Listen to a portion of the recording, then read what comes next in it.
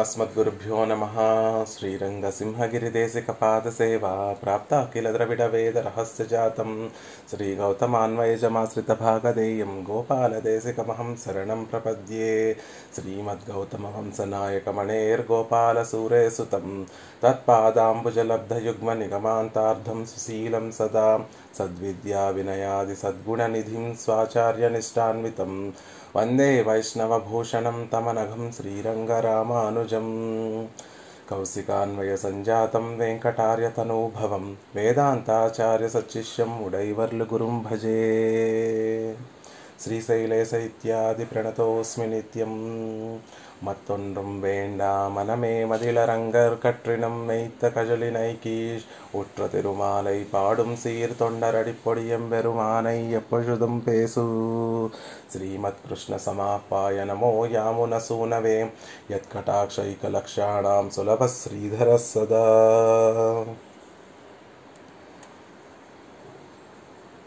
நாட்டினான் தெய்வமெங்கும் நல்லதோர் அருள் தன்னாலே காட்டினான் திருவரங்கம் உய்பவர்க்கு உய்யும் வண்ணம் கேட்டீரே நம்பி மீர்காள் கருட வாகனனும் நிற்க சேட்டைதன் மடியகத்து செல்வம் பார்த்திருக்கின்றீரே. తొండరడిపొడి ఆళ్వార్ తిరువడిగలే శరణం. గోష్ఠిలో వేయించేసినటువంటి భాగవతోత్తములందరికీ కూడా దాసోహాలు సమర్పిస్తూ ఆళ్వార్లు 10 పాసురాల వరకు మనం సేవిస్తూ వచ్చాము. తొండరడిపొడి ఆళ్వార్లు ప్రసాదించినటువంటి అనుగ్రహించినటువంటి తిరుమాలయ అనేటటువంటి ప్రబంధంలో 10 పాసురాలు సేవిస్తూ వచ్చాము. 10వ పాసురంలో నాటినాన్ దైవమెంగుం నల్లదోర్ అరుళ్ తన్నాలే కాటినాన్ తిరువరంగం ఉయ్భవర్కు ఉయ్యం వண்ணం. ఎవరైతే ఉజ్జీవించాలని కోరుకుంటున్నారో వారికి ఆ పరమాత్మే తిరువరంగాన్ని సేవింపచేస్తున్నాడు. ఆ స్వామి ఎంతో కృపతోటి నల్లదు ఓర్ అరుళ్ తన్నాలే, ఒక అద్వితీయమైనటువంటి నల్లదు సాటి లేనటువంటి అరుళ్ కృపచేత ఎవరైతే ఉజ్జీవించాలని అని భావన వారి మనసులో కలుగుతోందో వారికి తిరువరంగాన్ని సేవింపచేసి ఆ తిరువరంగంలో వేయించేసి ఉన్నటువంటి గరుడ వాహనం నిర్క ధర భక్తుల్ని కటాక్షించడం కోసం ఏమాత్రమో ఆలస్యం చేయకుండా ఉండేటటువంటి పరదైవము శ్రీమన్నారాయణుడు మాత్రమే. గరుడ వాహనం నిర్క అని చెప్పడం ద్వారా ఆ పరత్వాన్ని సూచించేటటువంటి లక్షణమైనటువంటి గరుత్మంతుడికి అధికారి అయినటువంటి శ్రీమన్నారాయణుడు ఉండగా ఇతర దేవతల్ని ఆశ్రయించి మోక్షాన్ని పొందాలనుకోవటం ఎలా ఉంది అంటే సేట్టైదన్ మడియగత్తు సెల్వం పార్తు. జ్యేష్ఠాదేవి యొక్క వాసిల్ అంటే ఇంటి ముందు నిల్చొని ఐశ్వర్యాన్ని ప్రసాదించమని ప్రార్థిస్తున్నట్టుగా ఉంది. అది నిరుపయోగమైనటువంటిది, నిష్ప్రయోజనమైనటువంటిది, అది ఫలించినటువంటిది కూడా. ఎలా అయితే జ్యేష్ఠాదేవి ఎలా అయితే ఐశ్వర్యాన్ని ప్రసాదించలేదో అలా ఇతర దేవతలందరూ కూడా మోక్షాన్ని, పరమ పురుషార్థమైనటువంటి మోక్షాన్ని ప్రసాదించలేరు. అది ప్రసాదించగలిగినటువంటి వాడు ఒక్కడు శ్రీమన్నారాయణుడు మాత్రమే, గరుడ వాహనుడు మాత్రమే. ఆయన మన కోసం నిల్చొని ఉన్నాడు. అంటే సిద్ధంగా ఎప్పుడెప్పుడు తన భక్తులు, తన భాగవతోత్తములు ఎప్పుడెప్పుడు ఆయనని రక్షించమని కోరుకుంటారా అప్పుడు వారిని రక్షించడానికి సిద్ధంగా ఉండేటటువంటి స్వామి ఉండగా ఆయన ఎక్కడో పరమపదంలో వేయించేసి ఉంటాడు కదండి ఆ గరుడ వాహనుడు అని మీరు అనుకోవాల్సిన అవసరం లేదు. నల్లదు అరుళ్ తన్నాలే, గొప్ప కృపతోటి గొప్ప దయతోటి మనందరి కోసం వచ్చి తిరువరంగంలో వేయించేసి ఉన్నటువంటి స్వామిని ఆయనే మనకి చూపిస్తున్నాడు. ఎవరైతే ఉజ్జీవించాలని కోరిక కలిగి ఉన్నటువంటి వారు ఉన్నారో వారు ఉజ్జీవించడం కోసం తిరువరంగాన్ని మనకి చక్కగా చూపిస్తున్నాడు స్వామి అన్న విషయాన్ని మనకి 10వ పాసురంలో ఎంతో చక్కగా ఆ ఆళ్వార్లు కృప చేశారు. 11వ పాసురాన్ని సేవించేటటువంటి ప్రయత్నం చేద్దాం. 11 పాటు ఓర్ విల్లాల్ ఇప్పటి సౌలభ్య కాష్టయ్యే ఉపదేశిక్కచ్చైదేయం அவிகிருத்தராய் இருக்கிற சம்சாரிகளை குறித்து நான் ஆசிரியனீயனாகச் சொன்ன சக்கரவர்த்தி திருமகன் பிற்பாடற்கு உதுவுக்கைகாக வந்து கண்வளரந்து அருளா நிற்க பாக்யஹானியாலே திருநாமத்தை சொல்லி பிழைக்க மாட்டாதே, காலத்தை வியர்த்தமே పోకుకిరిగోళే ఎండ్రు ఇన్నాదాగిరార్. ఆళ్వార్లు ఈ 11వ పాసురంలో ఇంతకుముందు 10వ పాసురంలో కొన్ని పాసురాల్లో వెనకటి పాసురాల్లో సౌలభ్య పరాకాష్ట కలిగినటువంటి స్వామి రామచంద్రుడుగా ఈ లోకానికి వచ్చి సౌశల్యాన్ని ప్రదర్శించినప్పటికీ కూడా తనని దశరథుడు యొక్క కుమారుడుగా పరమాత్మ వేయించేసి ఉన్నాడని, తనని ఆశ్రయించడానికి అందరూ కూడా అవకాశం లేదని అని భావిస్తున్నటువంటి వారి కోసం సౌలభ్యాన్ని పరిపూర్ణంగా చూపించడం కోసం కృష్ణావతారం ఎత్తి అందరికీ కూడా చేతిలో మనిషిలా ప్రవర్తించేటటువంటి స్వామి యొక్క సౌలభ్యాన్ని పరిపూర్ణంగా మనకి తెలియచేసి, రాముడైనా కృష్ణుడైనా ఇద్దరికీ ధర్మి ఒక్కడే అంటే పరమాత్మ శ్రీమన్నారాయణుడే కాబట్టి ఆ శ్రీమన్నారాయణుడిలో ఇంత సౌలభ్యం ఉంది అని మనకి ఉపదేశం చేసి, అలా సౌలభ్యం పరిపూర్ణంగా కలిగినటువంటి స్వామి గురించి ఎన్నో విషయాలు తెలియచేశారు. నిజంగా ఆ 10వ పాసురం చదువుతూ సేవిస్తూ ఉంటే ఆహా, పరమాత్మకి ఎంత దయ, అరుళ్, ఆ కృప అనేటటువంటిది ఎంత పొంగిపోతుంది. ఏమని చెప్తారు, ఎందుకు పరమాత్మ శ్రీరంగంలో వచ్చి వేయించేసి ఉన్నాడు అంటే, గర్భిణీ స్త్రీ పాలు తాగేటటువంటి వారు ఎవరూ లేకపోతే ఆ స్త్రీ ఆ పాలని ఒక రాతి మీద ఎలా అయితే పిండేస్తుందో, ఆ భారాన్ని భరించలేక తన స్తనములలో ఉండేటటువంటి పాలు నిండుగా ఉన్నటువంటి ఆ పాలు యొక్క భారాన్ని భరించలేక రాళ్ల మీద ఎలా అయితే పిండేస్తుందో, అలా శ్రీరంగంలో తనని ఆశ్రయించడానికి ఎవరూ రాకపోయినా కూడా పరమాత్మ ఆ పాలను ఎలా అయితే ఆ తల్లి కురిపిస్తుందో, అలా రాళ్ల మీద కురిపిస్తుందో, అలా పరమాత్మ మనందరి మీద కూడా కటాక్షాన్ని కురిపిస్తూ ఉన్నాడు. ఎక్కువ పాలు నిండుగా పొదుగులో నిండుగా కలిగినటువంటి ఆవు తన దగ్గరికి రాకపోయేసరికి దూడ వచ్చింది అనేటటువంటి భావనతో భావనా ప్రకర్షతోటి ఎలా అయితే ధారాళంగా తన పొత్తుల్లోంచి పాలని కురిపిస్తూ ఉంటుందో, దూడ వచ్చింది అనుకొని పాలను ఎలా అయితే కురిపిస్తూ ఉంటుందో, అలా శ్రీరంగంలో ఉండేటటువంటి శ్రీరంగనాథుడు మనం ఆయన దగ్గరికి చేరకపోయినా ఆయన కృపావర్షంతో మనల్ని, ఆయన దయావర్షంతో ఆ దయ అనేటటువంటిది ప్రవహించి మనల్ని తడిపేస్తోంది అని ఎంతో అద్భుతంగా ఆయన యొక్క సౌలభ్యాన్ని 10వ పాసురంలో మనకు అనుగ్రహించినప్పటికీ ఆళ్వార్లు ఈ సంసారులందరూ కూడా అవికృతరాయిరుక్కిర సంసారులై కురిత్తు, ఎంత చెప్పినా కూడా ఎటువంటి మార్పు లేనటువంటి సంసారంలో ఉన్నటువంటి వారు, ఎటువంటి మార్పు లేనటువంటి స్థితి పరమాత్మకి విలక్షణంగా ఉండేటటువంటి ఒక గుణం. పరమాత్మతోటి మనం కూడా ఆయనతో పాటు సమానంగా దేంట్లో ఉండగలము అంటే ఇదిగో అవికృతరా ఈ రొక్కిరా. ఎన్ని మంచి విషయాలు చెప్పినా ఆళ్వార్లు ఎంత చక్కగా ప్రబోధించినా కూడా మన మనసు మారడం లేదే, మార్పు అనేటటువంటిది లేకుండా ఈ సంసారంలోనే ఉండాలి అనేటటువంటి భావన కలిగి ఉంటోంది ఈ మనసు. ఈ విషయంలో మనం కూడా పెరుమాళ్లతోటి పోటీ పడుతున్నామా, ఈ గుణాన్ని ప్రకాశింపచేయడంలో పరమాత్మతోటి పోటీ పడుతున్నామా అన్నట్టుగా ఆళ్వార్లు ఎంత ఉపదేశం చేసినా పరమాత్మ యొక్క సౌలభ్యాన్ని సౌశీల్యాన్ని చూపించి అంత సులభంగా పరమాత్మని చేరుకోవచ్చు అని తెలియచేసిన ఆయనే చూపిస్తున్నాడు. శ్రీరంగంలో నేను వేయించేసి ఉన్నానని కాట్టినాన్ తిరువరంగం అని ఆయనే చూపిస్తున్నా కూడా చలనం లేకుండా, మనసులో మార్పు అనేటటువంటిది లేకుండా ఉన్నటువంటి సంసారుల్ని చూసి వారిని ఇంకా తీర్చిదిద్దాలి, ఎలా అయినా మార్పు తీసుకురావాలి ఈ సంసారుల్లో అనేటటువంటి భావనతోటి ఆళ్వార్లు 11వ పాసురంలో నాన్ ఆశ్రియణీయనాగ చొన్న చక్రవర్తి తిరుమగన్ பிற்பாடற்கு புது கைகாக வந்து కణ్వళ్ళరందు అరుళా నిర్క.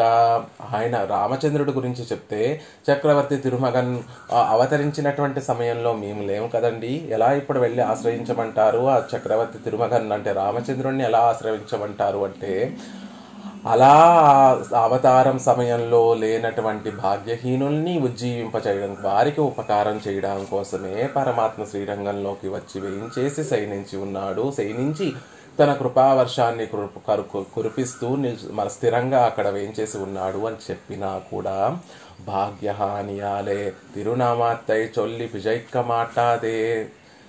అదృష్టం లేక, భాగ్యం లేక, పూర్వజన్మలో ఏమాత్రము కొంచెం కూడా పుణ్యం చేయనటువంటి వారమయ్యాము కాబట్టి భగవంతుడు శ్రీరంగంలో వేయించేసి ఉన్న రంగా అనేటటువంటి ఒక తిరునామాన్ని నోటితో పలకలేనటువంటి భాగ్యహీనులం అవుతున్నాము.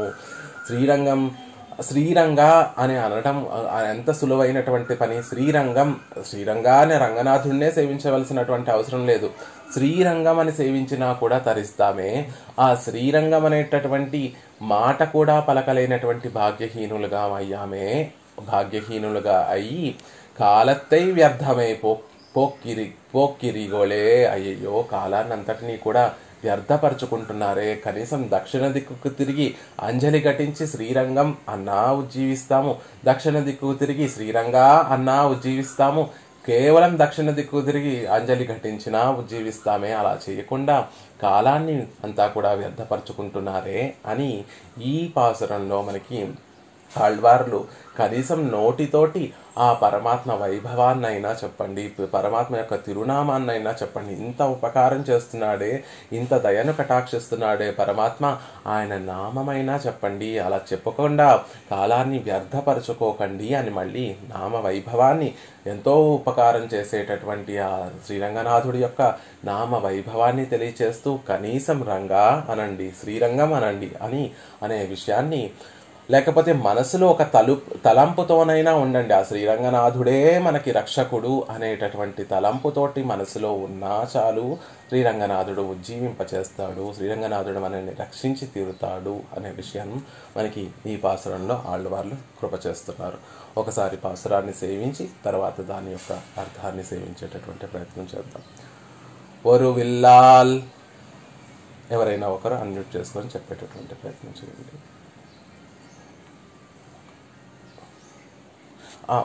నేను షేర్ చేస్తున్నానండి.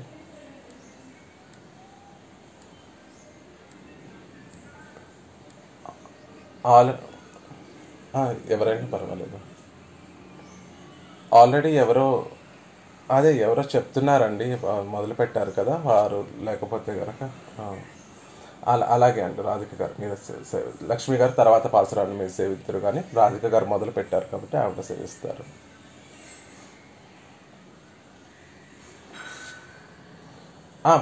ఏదైనా పర్వాలేదండి, మీరు షేర్ చేసినా పర్వాలేదు. ఒరు విల్లాల్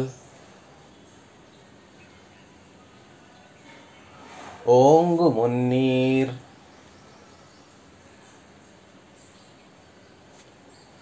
అడైతు ఉలగంగళ్ ఉయ్యా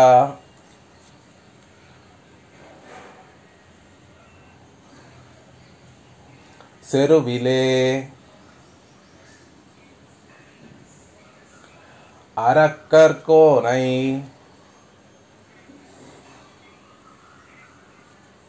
செற்றா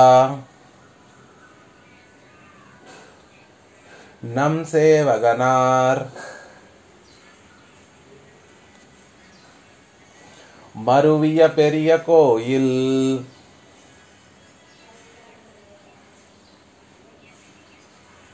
மதில் திருவரங்கம் என்னா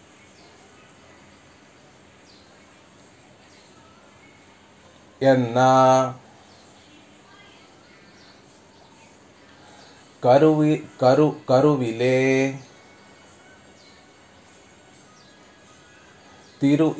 திரு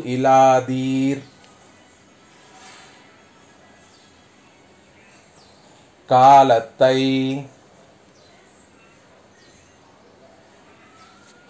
கஜிக்கின்றீரே.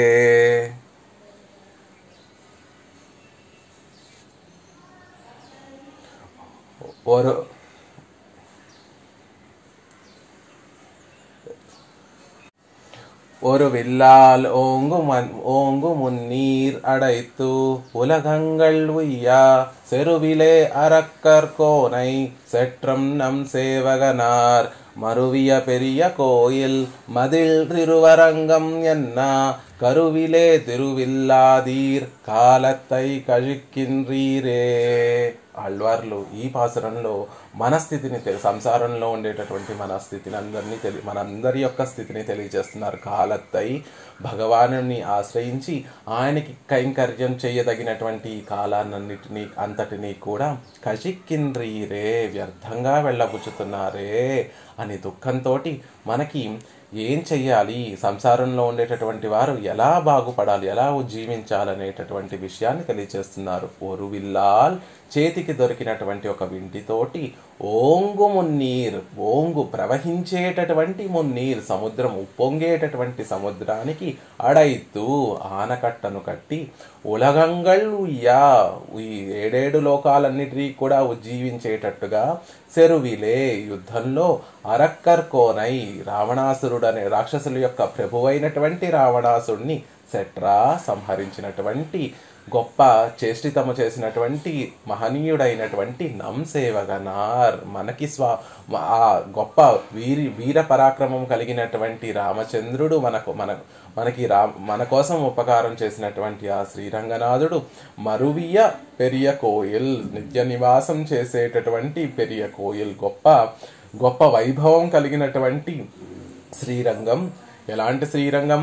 మదిల్ తిరువరంగం, ప్రాకారాలు కలిగినటువంటి శ్రీరంగం ఎన్నా అని పలకనటువంటి వారు, కనీసం శ్రీరంగం అని పలకనటువంటి వారు ఎలాంటి వారు అంటే కరువిలే తిరు ఇలాదీర్, తల్లి గర్భంలో ఉన్నప్పుడు కూడా భగవత్ కటాక్షం లేనటువంటి వారు. ఓ జనులారా, బయటకు వచ్చి మీ పుణ్యపాపాలకి అనుగుణంగా మీ స్వభావం, మీ ప్రవర్తన ఎలా ఉంటే అలా ఉండనివ్వండి, కానీ తల్లి గర్భంలో ఉన్నప్పుడు కనీసం ఆ పరమాత్మ యొక్క కటాక్షం మీ మీద పడలేదు. అందుకే మీరు శ్రీరంగం అని కూడా చెప్పలేకపోతున్నారు. అలా చెప్పకుండా నోటితోటి శ్రీరంగం అని కూడా చెప్పకుండా కాలాన్ని వెళ్ళబుచ్చుకుంటున్నారు, వ్యర్థం చేసుకుంటున్నారు. మీరు ఎలాంటి వారు అంటే, మీ కడుపులో ఆ తల్లి గర్భంలో మీరు ఉన్నప్పుడు ఆ పరమాత్మ కటాక్షం మీ మీద పడలేదేమో, అందుకే ఇంతటి వ్యర్థమైనటువంటి జన్మని గడుపుతున్నారు అన్న విషయాన్ని మనకు తెలియజేస్తున్నారు. అంటే ఆళ్వార్ల యొక్క భావన ఏమిటి అంటే, అట్లీస్ట్ తల్లి గర్భం బయటకు వచ్చిన తర్వాత మనకు ఆత్మానుగుణంగా భగవంతుని ఆశ్రయించలేదో తర్వాత పక్కన పెట్టండి, కానీ తల్లి గర్భంలో ఉన్నప్పుడు కూడా ఒక తల్లి గర్భంలో ఉన్నప్పుడు కనీసం పరమాత్మ కటాక్షం పడి ఉంటే అప్పుడైనా ఈ నోటితోటి తిరువరంగం, శ్రీరంగం అనేటటువంటి ఒక నామోచ్చారణ చేసి ఉండేటటువంటి వారు అలా ఇప్పుడు మీరు చెయ్యట్లేదు అంటే దానికి కారణం మీరు తల్లి గర్భంలో ఉన్నప్పుడు పరమాత్మ కటాక్షం మీ మీద పడలేదేమో, అందుకే ఇంత భాగ్యహీనులుగా ఉన్నారు. కనీసం రంగాను లేకపోతున్నారు, శ్రీరంగం అని నోటితోటి చెప్పలేకపోతున్నారు. ఆ పరమాత్మ ఎంతో ఇష్టంగా వచ్చి మరువియ పెరియ కోయిల్ మదిల్ తిరువరంగం, ఎంతో ఇష్టంగా వచ్చి సైనించి ఉండేటటువంటి గొప్ప ప్రాకారములు కలిగినటువంటి కోవెల కదా ఆ శ్రీరంగ వైభవాన్ని మనసులో తలుచుకొని ఆ శ్రీరంగంలో వేయించేసి ఉన్నటువంటి నంసేవగనార్, మన కోసం కష్టపడేటటువంటి వాడు, మన కోసం యుద్ధాలు చేసేటటువంటి గొప్ప వీరుడు అయినటువంటి ఆ శ్రీరంగనాథుడి గురించి మనసులో తలుచుకొని ఆయన వేయించేసి ఉండేటటువంటి ఆ శ్రీరంగాన్ని తెలిసి పలకలేకపోతున్నారే. ఎంత భాగ్యహీనులు అంటే మీరు కనీసం తల్లి గర్భంలో ఉన్నప్పుడైనా పరమాత్మ కటాక్షానికి నోచుకోలేనటువంటి వారు, పుట్టిన తర్వాత పరమాత్మ కటాక్షం ఉన్నా ఉండకపోయినా ఆ తల్లి గర్భంలో ఉన్నప్పుడు కూడా పరమాత్మ కటాక్షం లేనటువంటి వారు అనే విషయాన్ని మనకి ఆళ్వార్లు ఈ పాసురంలో మనకి తెలియజేస్తున్నారు. ఓర్ విల్లాల్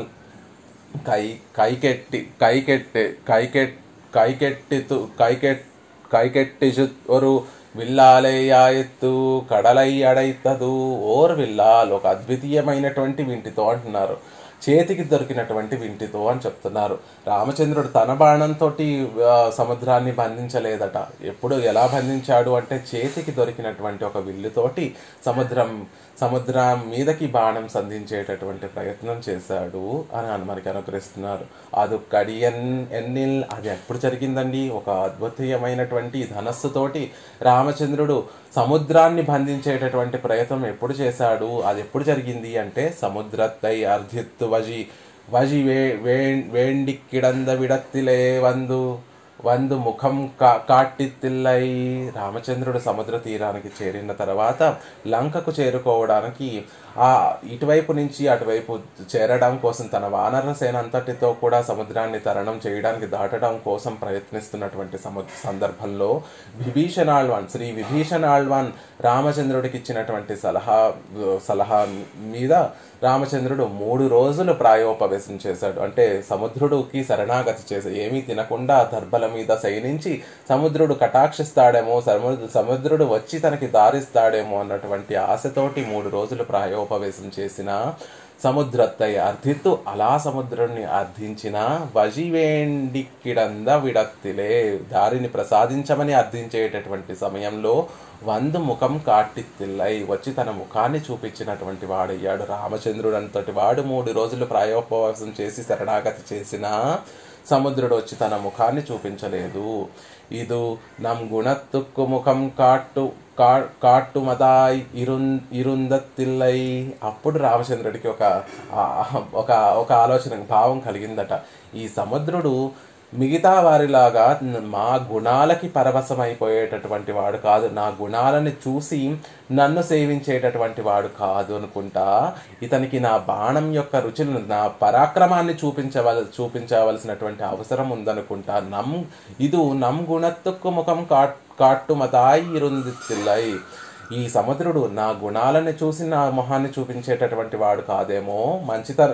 మనం ఈ రోజుల్లో అనుకుంటూ ఉంటాం, ఎలా అనుకుంటూ ఉంటాం, మంచితనానికి రోజులు కాదు, ఎలా అయినా వీరికి బుద్ధి చెప్పి తెరవాల్సిందే అని ఎలా అయితే అనుకుంటూ ఉంటామో, అలా రామచంద్రుడు కూడా నేను ఇంత మంచిగా ప్రాయోపవేశం చేశాను 3 రోజులు, అయినా సముద్రుడు రావడం లేదు, వచ్చి తన మొహాన్ని చూపించడం లేదు.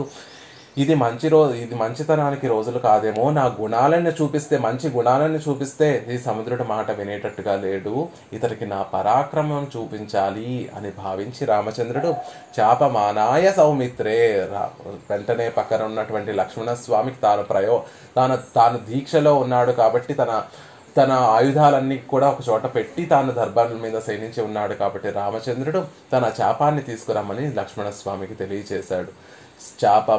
చాపమానాయ సౌమిత్రే ఎంగిర పడియే கொண்டுவா தக்கனை என்று கையிலே வில்லை வாங்கி அவ்வில்லால் எதிர்கள் பக்கல் தண்ணிலி பண்ணினாலும் பண்ணாத ఆశీవిషోపమమాన అంబుగళై విట్టార్.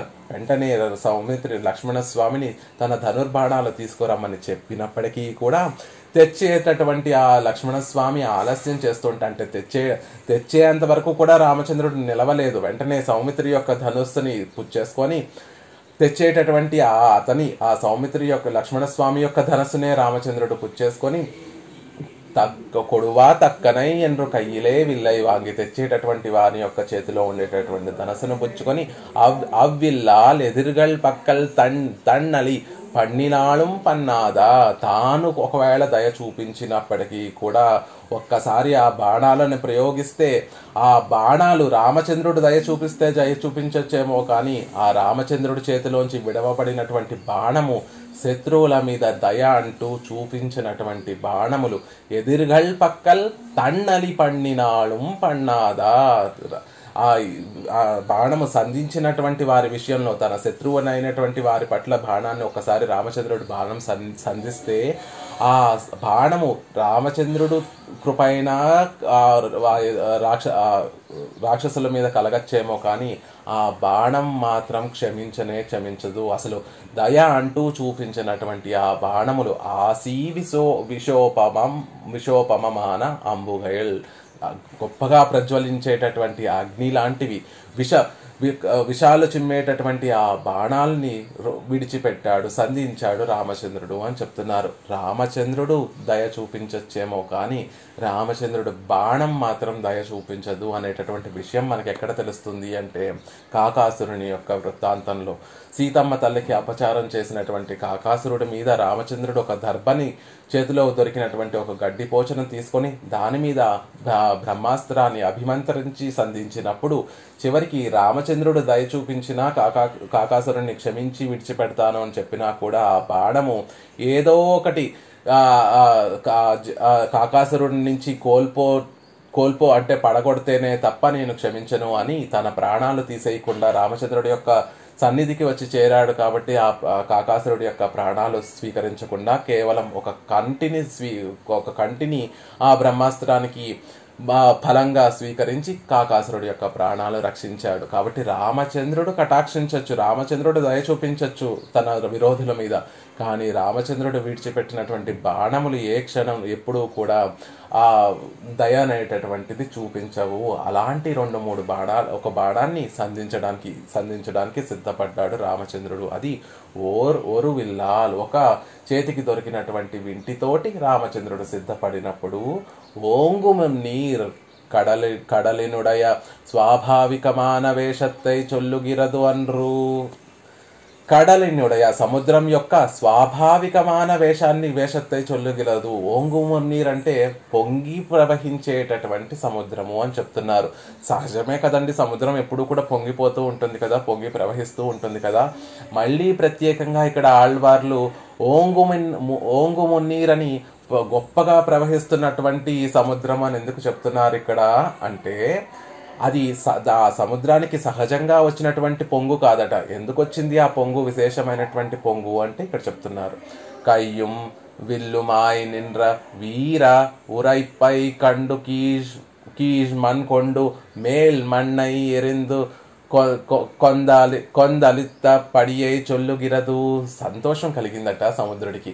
ఆ చేతిలో పట్టుకున్నటువంటి చేతిలో వింటిని ధరించినటువంటి ఆ శ్రీరామచంద్రుడి యొక్క వీర తిరుమేనిని, ఆ సౌందర్యాన్ని చూసేటట్టు వీర గుణాన్ని చక్కగా ప్రదర్శింపచేస్తున్నటువంటి ఆ రామచంద్రుని యొక్క తిరుమేనిని చూసేసరికి సముద్రం ఉప్పొంగిపోయాడట. ఎలా అయితే మనకి ఎక్కువ సంతోషం కలిగితే, పాత రోజుల్లో పల్లెటూరులో ఉండేటటువంటి వాళ్ళు ఎక్కువ సంతోషం కలిగితే ఎలా అయితే ఆ కింద ఉన్నటువంటి మట్టిని కూడా, చేతిలో ఏం లేకపోతే కింద ఉండేటటువంటి మట్టిని గాల్లోకి ఎగరేసి ఎలా అయితే సంతోషిస్తూ ఉంటారో, ఎగిరి గంతులు వేస్తూ ఉంటారో, అలా ఇక్కడ సముద్రం చేతిలో కోదండాన్ని పట్టుకొని వయ్యారంగా ఒక కాలు ముందుకు చాచి ఒక కాలు వెనక్కి చాచి బాణం సంధించడానికి సిద్ధంగా ఉన్నటువంటి రామచంద్రుణ్ణి అలా వీర తిరుక్కోలంలో చూసేసరికి సముద్రుడి యొక్క మనసు ఆనందంతో పరవశించిపోయిందట. ఇప్పటి వరకు ఎప్పుడూ కూడా రామచంద్రుణ్ణి అలా ఒక వీర గుణాన్ని చూపిస్తున్నటువంటి తిరుక్కోలంలో సేవించినటువంటి సముద్రుడు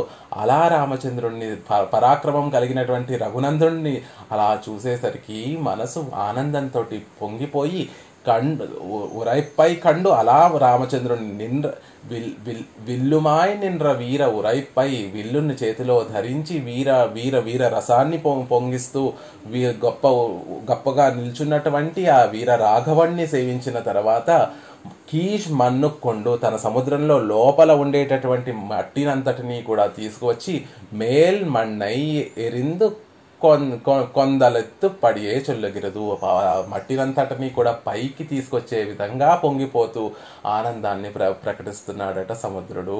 ఎలా అయితే మనం పట్టరాని ఆనందం కలిగినప్పుడు కింద ఉండేటటువంటి మట్టిని పైన చల్లుకొని ఎలా అయితే ఆనందాన్ని మనం అనుభవిస్తామో, ఇదివరకు రోజుల్లో వాళ్ళు ఎలా అయితే అనుభవిస్తారో, అంటే ఆనందంతో పరవశించి నాట్యం ఆడుతున్నట్టుగా ఉంది ఆ సముద్రుడు. అందుకని ఓంగుమున్నీర్, గొప్పగా ఉప్పొంగిపోతున్నటువంటి సముద్రము అని చెప్తున్నారు. అందుకని సముద్రుడు అలా ఉప్పొంగిపోతున్నాడట అని చెప్తున్నారు. రామచంద్రుడి చేతిలో ధనుర్బాణాలు ధరించి సంధించడానికి సిద్ధంగా ఉన్నటువంటి ఆ వీర రాఘవుణ్ణి చూసి సముద్రుడు, ఆ తిరుక్కోలాన్ని చూసి చక్కగా పొంగిపోతున్నాడు సముద్రుడు అంటున్నారు.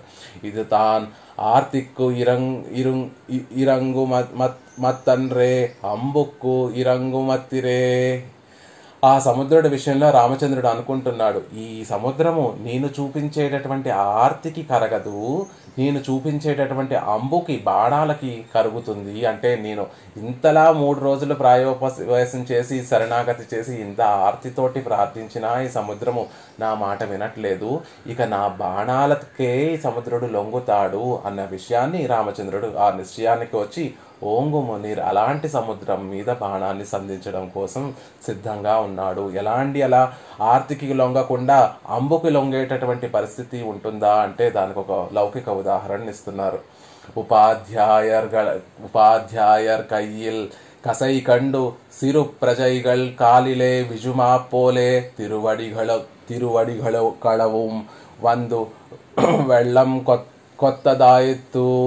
ఉపాధ్యాయుని చేతిలో ఉండేటటువంటి బెత్తాన్ని చూసి భయపడిపోయినటువంటి సిరు ప్రజైగల్, చిన్న విద్యార్థులందరూ కూడా ఎలా అయితే ఆ ఉపాధ్యాయుడి యొక్క కాళ్ళ మీద పడి క్షమించమని ప్రార్థిస్తారో అలా తిరువడిగళవం వందు వెళ్ళం కొత్తదాయత్తు, ఆ సముద్రుడు కూడా పొంగి ప్రవహించి నురగ కలిగినటువంటి ఆ సముద్ర జలాలన్నీ కూడా వెంటనే వచ్చి రామచంద్రుడి యొక్క పాదాలు కడుగుతున్నాయట. ఎలా అయితే చిన్న చిన్న పిల్లలు ఉపాధ్యాయులు పాఠశాలలో ఉండేటటువంటి చిన్న చిన్న పిల్లలందరూ కూడా ఉపాధ్యాయుడు ఎంత చెప్పినా మాట వినకుండా తన సహనాన్ని పరీక్షించిన తర్వాత ఉపాధ్యాయుడు ఒక బెత్తం ఎత్తి పట్టుకోగానే కొట్టడానికి సిద్ధపడగానే భయపడిపోయి ఒక చిన్నారి విద్యార్థి ఎలా వచ్చైతే ఆ ఉపాధ్యాయుడి యొక్క పాదాల మీద పడి క్షమించమని వేడుకుంటాడో, ఇన్ని రోజులు 3 రోజులు ప్రాయోపవేశం చేసి శరణాగతి చేసినా బయటికి రానటువంటి ఆ సముద్రుడు రామచంద్రుడు ఒక చేతికి దొరికినటువంటి ఒక వింటిని పుచ్చుకొని ఆ అగ్ని జ్వాలలు విషాన్ని కరక్కేటటువంటి ఒక బాణాన్ని సంధించడానికి సిద్ధపడిపోగానే తన తిరువడి, ఆ రామచంద్రుడి యొక్క తిరువడిని కడగేయడానికి వెంటనే తన ఆ తిరువడిని ఆశ్రయించడానికి ఆ సముద్రం పొంగిపోయి తెల్లటి నురగ కలిగినటువంటి ఆ నీళ్లతో సహా వచ్చి రామచంద్రుడి యొక్క పాదాలు కడిగేస్తున్నాయట. అలా పొంగి పొర్లి రామచంద్రుడి యొక్క పాదాలు కడిగాడు సముద్రుడు అని చెప్తున్నారు. సముద్రస్య తత క్రుద్ధో రామో రక్తాంతలోచన ఎన్నక్కడ వదిరే. ఆ సమయంలో ఎలా ఉన్నాడు రామాయణంలో మనకి చెప్తారు. సముద్రస్య తత క్రోధో రామో రక్తాంతలోచన. రామచంద్రుడి యొక్క కన్నులు మామూలుగానే పుండరీకాక్షుడు అన్నట్టుగా కొంచెం ఈ 2 విభూతులకి నాయకుడు ఆయనే కాబట్టి ఆ సొత్తు అంతా కూడా నాది అని తెలియచేసేటట్టుగా ఆ కన్నులు ఎప్పుడూ కూడా కొంచెం ఎర్రగానే ఉంటాయి. కానీ సముద్రుడి మీద ఉండేటటువంటి కోపంతో రామచంద్రుడి యొక్క కళ్ళు ఇంకా ఎర్రగా ఉన్నాయట. ఆ నేత్ర సౌందర్యం చూడడానికి సముద్రుడు పొంగిపోరు. ఆ నేత్ర సౌందర్యాన్ని చూసి ఆహా, ఇంత గొప్పగా ఎర్రగా ఉండేటటువంటి రామచంద్రుడేమో నీలమేఘ ఛాయ కలిగినటువంటి వాడు. ఆ నీలమేఘ ఛాయకల్లో ఈ ఎర్రటి తామర పువ్వులు పూసినట్టుగా ఎంత అందంగా ఉన్నాయి తిరుముఖ మండలంలో ఈ నేత్రములు, ఎర్రటి నేత్రములు అని ఆ నేత్ర సౌందర్యాన్ని చూసి మైమరిచిపోయినటువంటి సముద్రుడు పొంగి పొరలి రామచంద్రుడి యొక్క తిరువడిని ఆశ్రయించాడు. ఈ విషయాన్ని మనకి ఇలా కోపంలో ఉన్నప్పుడు, పరమాత్మ కోపంలో ఉన్నప్పుడు ఆ పరమాత్మ యొక్క కోపాన్ని చూసి భయపడిపోకుండా కోపంలో ఉండేటటువంటి ఆ కోపంగా ఉన్నా కూడా పరమాత్మ యొక్క సౌందర్యాన్ని చూసి ఆ సౌందర్యాన్ని స్తుతించినటువంటి వారు ఒకడు సముద్రుడైతే, భారత కాలంలో భారత సంగ్రామం, కురుక్షేత్ర సంగ్రామం జరిగేటటువంటి సమయంలో కృష్ణుడు భీష్మ పితామహుడు అర్జునుడిని ఎన్నో బాణాలు వేస్తూ ఉంటే అర్జునుడు నిలవలేకపోతూ ఉంటే ఎన్ని రోజులు యుద్ధం చేసినా భీష్ముడిని అర్జునుడు జయించలేకపోతున్నాడు. పైపెచ్చు భీష్ముడు వేసేటటువంటి బాణములన్నీ కూడా అర్జునుడి యొక్క ఉత్సాహాన్ని తగ్గించేస్తూ అర్జునుడిలో నీరసం వచ్చేటట్టుగా చేస్తుంటే ఇక నేను ఉపేక్షించను అర్జున, నేనే భీష్ముడిని సంహరిస్తాను. తన భక్తుడిని ఇంతగా బాధ పెడుతున్నటువంటి భీష్ముడి మీద కోపం కలిగినటువంటి కృష్ణుడు తనకి దొరికినటువంటి చక్రాన్ని, ఒక రథ చక్రాన్ని ఆయుధంగా పుచ్చుకొని ఎలా అయితే భీష్ముడిని సంహరించడానికి బయలుదేరినప్పుడు భీష్ముడు ఆ కృష్ణ పరమాత్మ యొక్క నేత్ర సౌందర్యాన్ని చూసి ఎలా అయితే భీష్ముడు స్తుతి చేశాడో, కృష్ణుడిని స్తుతించాడో, తన మీద సంహరిస్తున్నాడన్న భయంతో భీష్ముడు భయపడిపోయి అక్కడి నుంచి పారిపోలేదు. పరమాత్మ యొక్క వీర గుణాన్ని చూపిస్తూ ఉంటే ఆ తిరుక్కోలంలో ఉండేటటువంటి స్వామి కృష్ణ పరమాత్మని చూసి ఎలా అయితే భీష్మ పితామహుడు స్తుతి చేశాడో అలా ఇక్కడ సముద్రుడు కూడా రామచంద్రుడి యొక్క వీర రాఘవుడి యొక్క తిరుమేని సౌందర్యాన్ని చూసి ఎంతో మురిసిపోయి ఆయన పాదాలు ఆశ్రయించాడు అని చెప్తున్నారు మనకి ఇక్కడ. అడైతు అలాంటి సముద్రం, పొంగి ప్రవహించేటటువంటి అలాంటి సముద్రాన్ని బంధించాడు రామచంద్రుడు. బంధించడం అంటే వారధి, దాని మీద వారధి నిర్మించాడు రామచంద్రుడు అని చెప్తున్నారు. అడైతు అంటే వారధి నిర్మించడం. నాలిరండుంబు விட்டவாறே முகம் காட்டி முது கெடுத்த கொடுத்தవారే అదిన్మేలే యాయిత్తు అణై కట్టిత్తదు.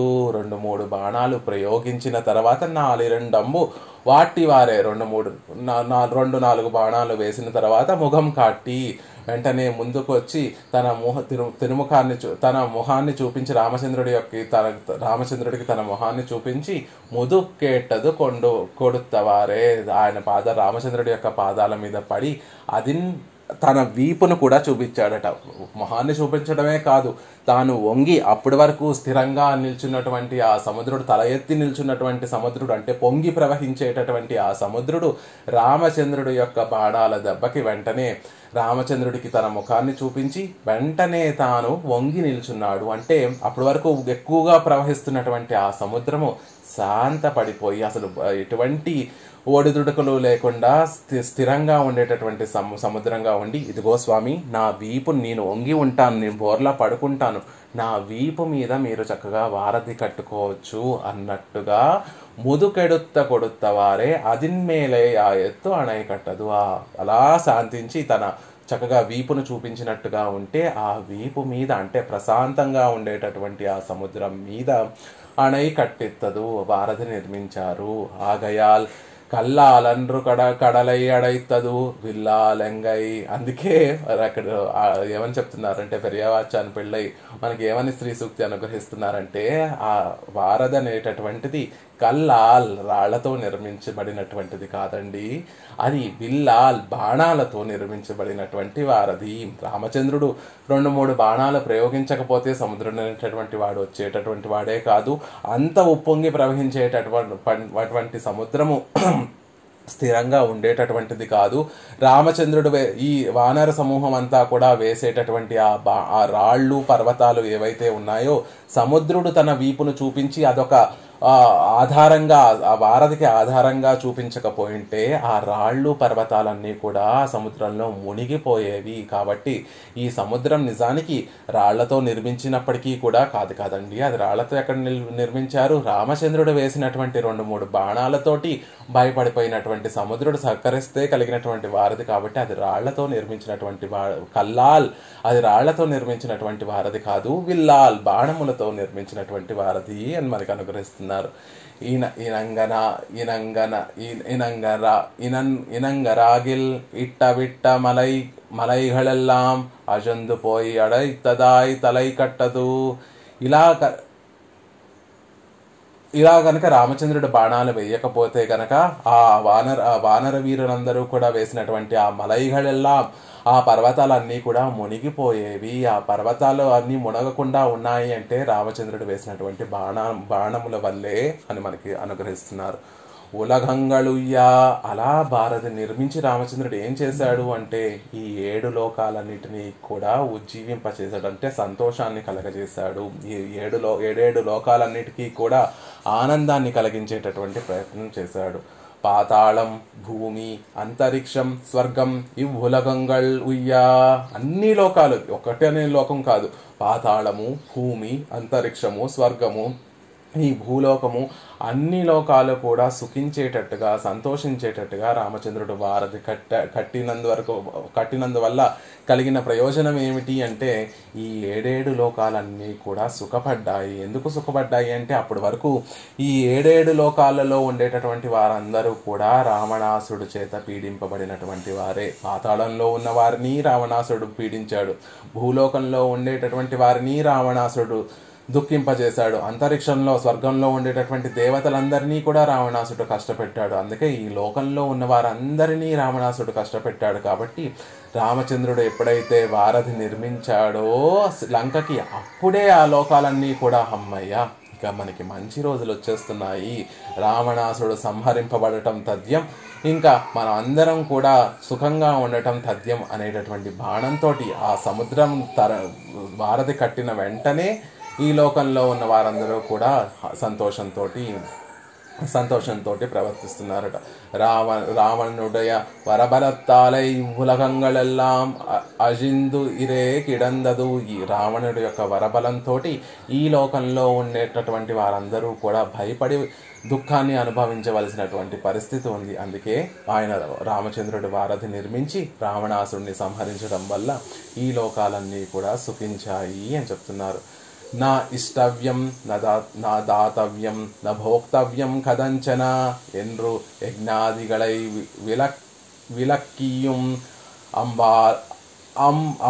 అంబాలే ఇంద్రాదిగళై జయత్తుం బహుముఖమాగ నలిందాన్. ఎలా ఏం చేసేవాడు ఆ రావణాసుడు అంటే నా ఇష్టవ్యం, ఇష్టులు అంటే యజ్ఞయాగాదులు చేయకూడదు. నా దాతవ్యం, ఎవరు కూడా దాన ధర్మాలు అనేటటువంటి చేయకూడదు.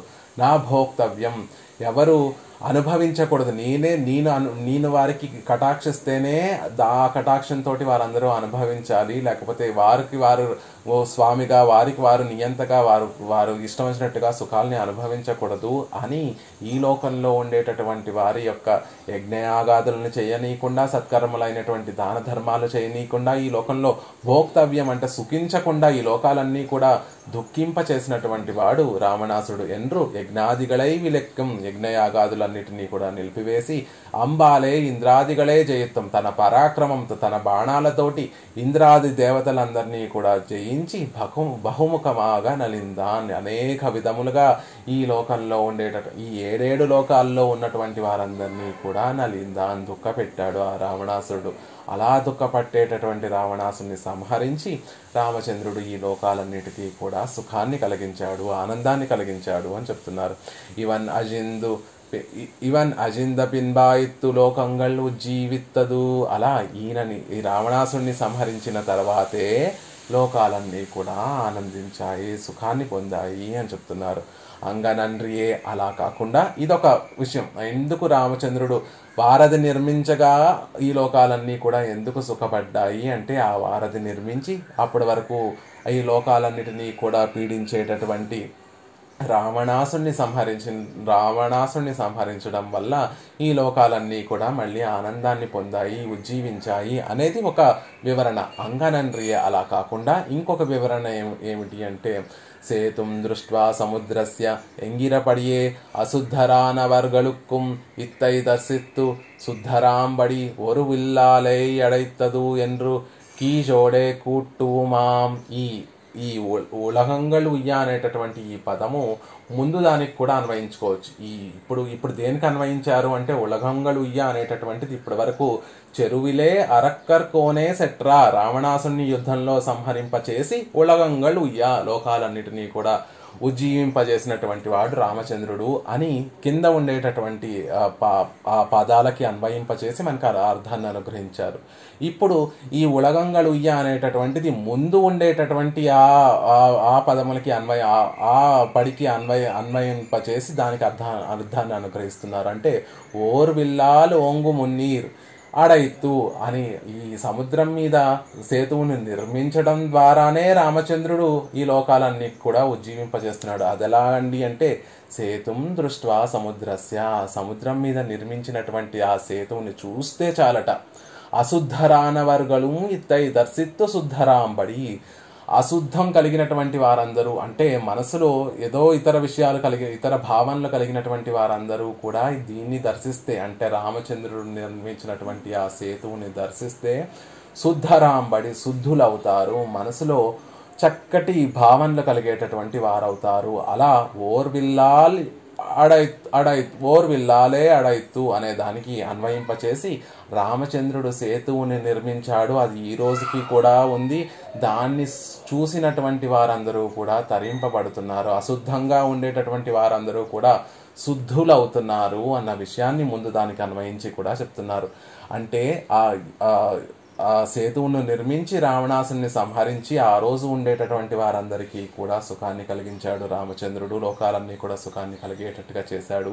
అంతేకాకుండా ఈ రోజు ఉన్న వారందరికీ కూడా ఇప్పటికీ కూడా రామచంద్రుడు నిర్మించినటువంటి ఆ సేతువుని చూస్తే చాలండి, అశుద్ధంగా ఉండేటటువంటి మనందరం కూడా శుద్ధాత్మలు అవుతాము అని, అలా మనకి ఇప్పటికీ కూడా ఈ లోకాలన్నీ కూడా సుఖించేటట్టుగా రామచంద్రుడు ఆ సేతువుని నిర్మించి దానివల్ల ఈ లోకాలన్నిటికీ కూడా ఆనందాన్ని నింపుతున్నాడు అని చెప్పచ్చు.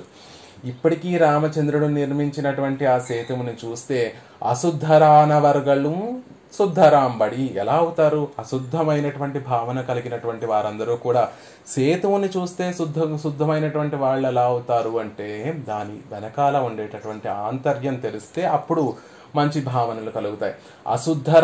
రానవర్గలు అంటే ఇక్కడ అర్థం ఏమిటంటే, ఏదో శౌచ్యము లేకుండా ఉండటం అంటే స్నానం చేయకుండా అలా శరీరానికి కలిగినటువంటి అశుద్ధం కాదు, మనసుకు కలిగేటటువంటి అశుద్ధం గురించి మాట్లాడుతున్నారు. మనసుకు కలిగేటటువంటి అశుద్ధం ఏమిటండి అంటే, నాకు నేనే రక్షకుడిని అనేటటువంటి భావన కలిగినటువంటి వారందరూ కూడా అశుద్ధరానవర్గళమే. అలాంటి వారు రామచంద్రుడు నిర్మించినటువంటి సేతువుని చూస్తే శుద్ధరాంబడి అంటే శుద్ధులు ఎలా అవుతారు అంటే, నాకు నేను రక్షకుణ్ణి కాదు, శ్రీరామచంద్రుడే నాకు రక్షకుడు అని ఆ సేతువుని నిర్మిస్తే, ఆ సేతువును చూస్తే మనకి భావన కలుగుతుందట.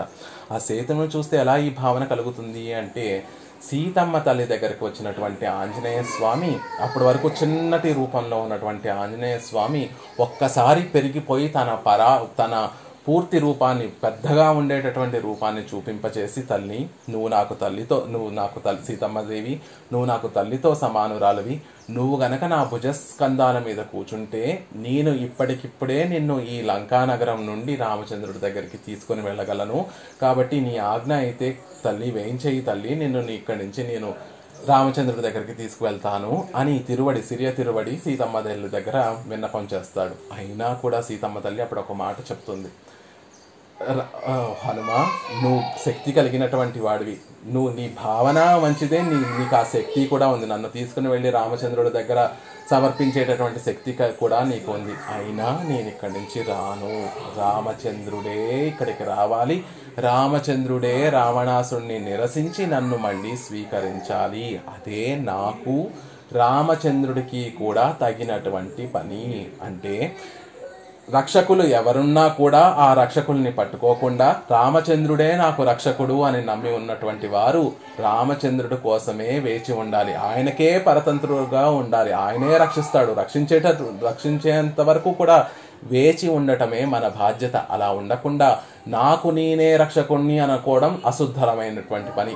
మరి అది శుద్ధమైనటువంటిది ఎప్పుడవుతుంది అంటే, సీతమ్మ తల్లి ఎలా అయితే రామచంద్రుడే నాకు రక్షకుడు అని భావించి ఎలా ఉంటే అలా మనం కూడా ఉన్నప్పుడు, సీతమ్మ తల్లి కోసం ఆ సముద్రాన్ని బంధించి సేతువును నిర్మించి రావణాసుడిని సంహరించి సీతమ్మ తల్లిని చేపట్టాడే రామచంద్రుడు, అలా నన్ను కూడా నేను శ్రీమన్నారాయణుడే నాకు రక్షకుడు అని నేను అలా భావించి ఉంటే గనక నా కోసం కూడా రామచంద్రుడు సేతువు నిర్మిస్తాడు అనేటటువంటి ధైర్యం, అనేటటువంటి నమ్మకం మనకి ఆ సేతువును చూస్తే కలుగుతుంది. అంటే జీవాత్మలు ఎప్పుడైతే పరమాత్మ అయినటువంటి శ్రీమన్నారాయణుడే నాకు రక్షకుడు అని నమ్మి గనక ఎవరైతే ఉంటారో వారిని పొందడానికి రామచంద్రుడు ఎలా అయితే సీతమ్మ తల్లిని పొందడానికి ఎన్ని పాటలు పడ్డాడో, అలా పరమాత్మ కూడా ఈ జీవాత్మని పొందడానికి, ఏ జీవాత్మని రామచంద్రుడే రక్షకుడు అంటే శ్రీమన్నారాయణుడే మనకి రక్షకుడు అని నమ్మి ఉన్నటువంటి ఆ జీవాత్మని పొందడానికి ఆ శ్రీమన్నారాయణుడు కూడా